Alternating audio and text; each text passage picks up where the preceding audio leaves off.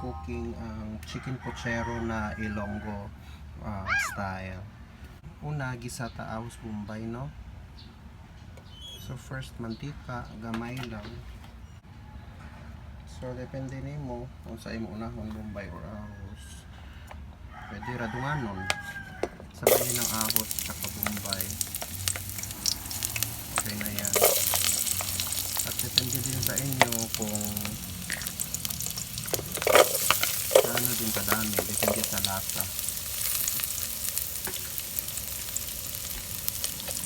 Yan. I-sauté lang until ano siya. Yung pochero pala is chicken pochero na Ilonggo version. Usually marami siyang ang kamote. Medyo matamis-tamis. I don't know kung sa ibang probinsya kung ganun din. Sa iba tinola. Pero sa amin, chicken, meron lang carrots, saging, sweet potato, tsaka yung bell pepper. Tapos repolyo. Yun lang usually. So,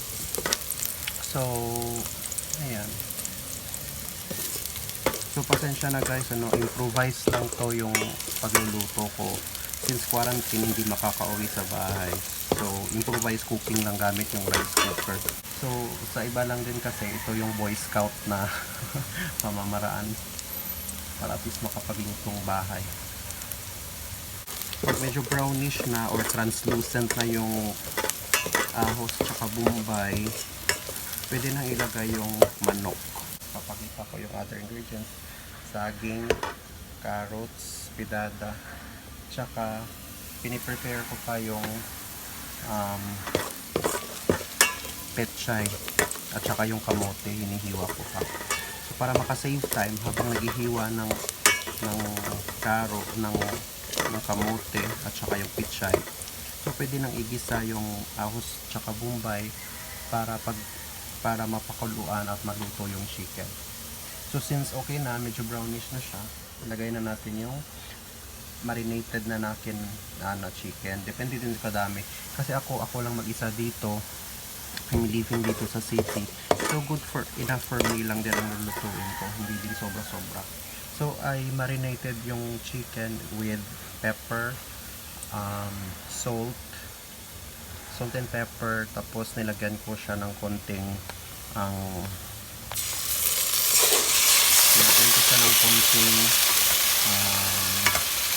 seasoning. Ayan. Halo-halo ko. Pinalo ko na yung marinated ko na syrup. Kasi malinis naman yon, hindi yung tubig lang. Meron yung toyo. Ayan, So ito na. Lulutuin lang natin muna to, gigisahin hanggang after nito. Pag maluto na yung manok, saka na natin ang next step.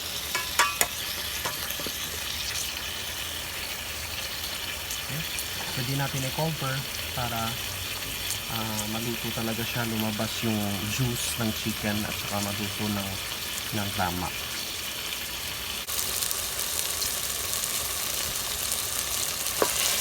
Okay. So since medyo naluto na konti yung manok, pwede na natin lagyan ng tubig para pakuluan at saka hanggang maluto talaga siya ng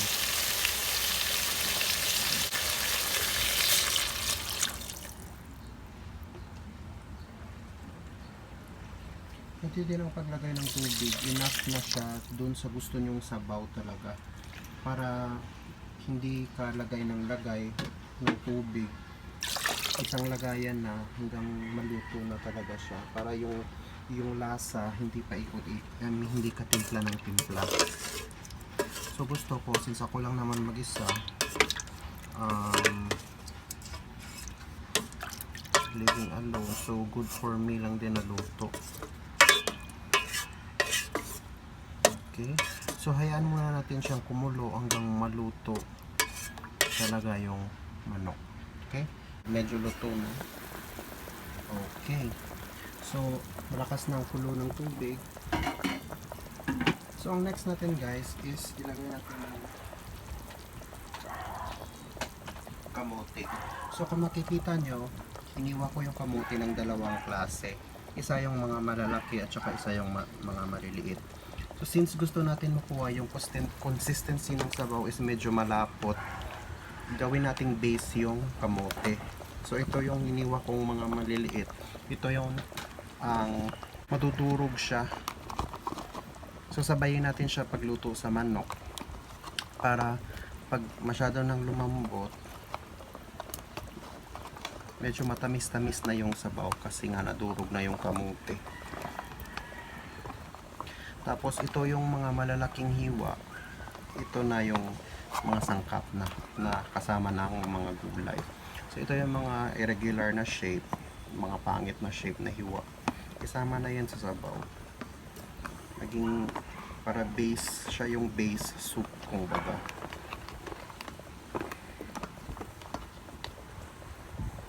Yun. Para yung mga maiiwan, yun na lang yung mga magagandang hiwa. At saka pala guys, walang kamote ngayon na yellow, which is yung matamis. So syempre, kung ano na lang yung available na malapit sa tindahan, yun na yung gagamitin. Since pandemic, wala tayong masyadong mahanap. So huwag na tayong maghanap kung wala. Ito na muna. So ito, mamaya na to pag medyo maluto na. Kasama na sabay na yung mga gulay. Okay? Okay guys, since may concern pala, ito yung petchay. Ay, repolyo pala, sorry. So, unahin natin to kasi ito yung mga stock. Matigas yan. So, para lumambot siya, unahin natin ito. Ganyan. Yun. Tsaka unahin pa na natin ilagay ito para lumambot siya.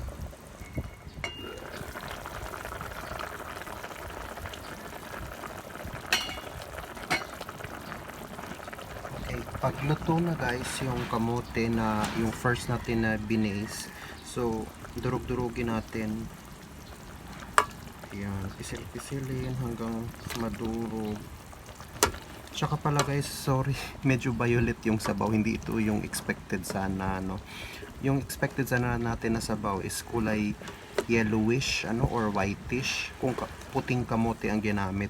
So since ang kamote na ginamit natin is violet, so expected yung sabaw is medyo violet, medyo purple siya. Okay lang yan. Anyway, it's healthy naman kasi it's a sweet potato kamote. So next, okay, medyo malambot na yung kamote. So it's time na para lagay natin yung bell pepper para medyo matimpla na siya. Bell pepper. Tsaka pwede na din natin ilagay yung saging. Okay.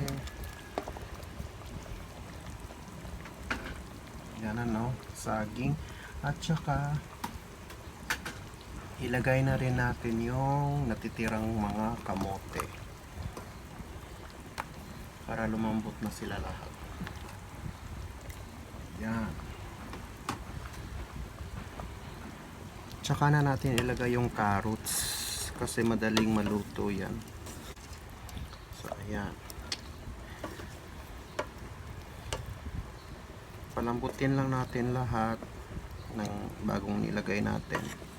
Tsaka ilas na natin yung mga dahon at saka yung carrots.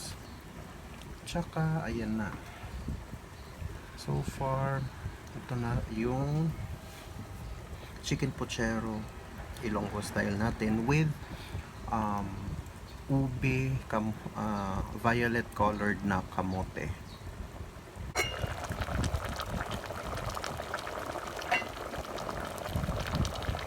Okay, medyo lumambot na talaga yung kamote. At saka kung makikita nyo, may mga particles na ayan. So medyo durugin pa natin ng konti yung iba, Tsaka kung makikita nyo yung consistency ng sabaw, medyo malapot na.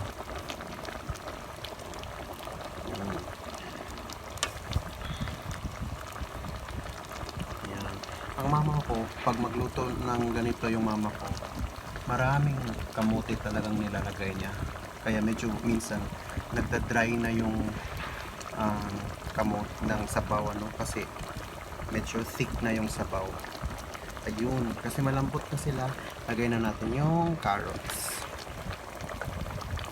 Ayun. Mabango na siya, no?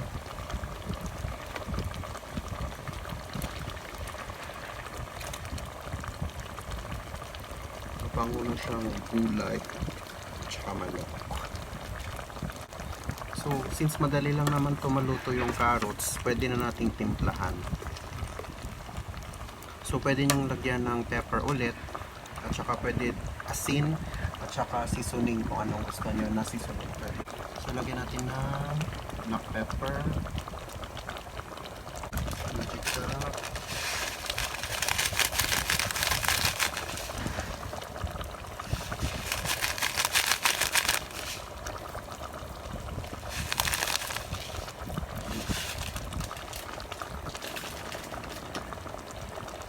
tsaka tikma kung masarap or kung tama na ba yung lasa.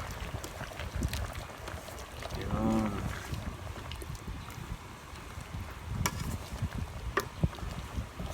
So kung mapapansin nyo guys, ano, konti lang yung sabaw ko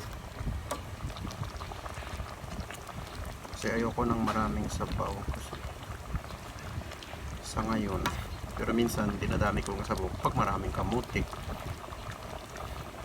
Tikman na natin.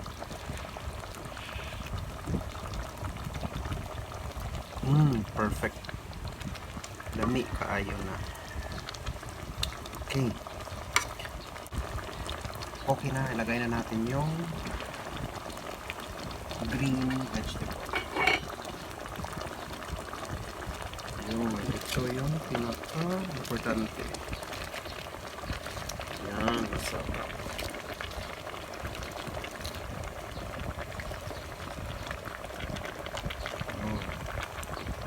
I'm sure sa mga Ilonggo ko na mga friends dyan or mga OFW na mga kaibigan, kung nami-miss nyo to, pwede rin kayo magluto dyan.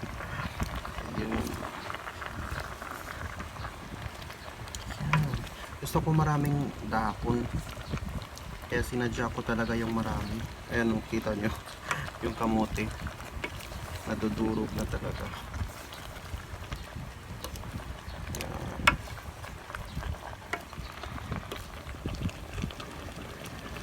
Ayan na.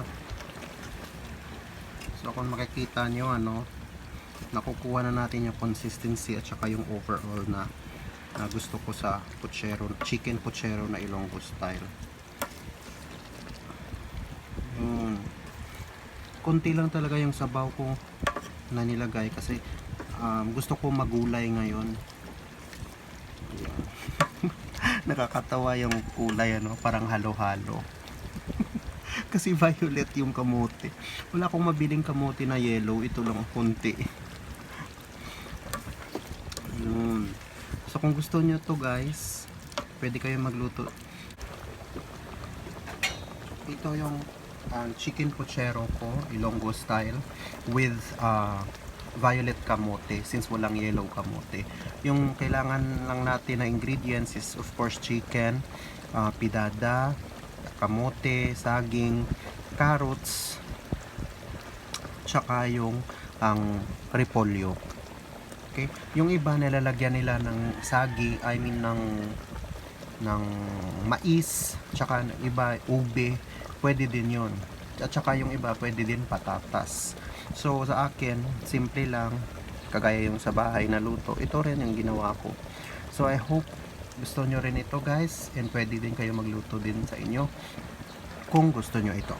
Thank you so much for watching, at mamaya titikman na natin to. Maraming salamat sa lahat na nanood.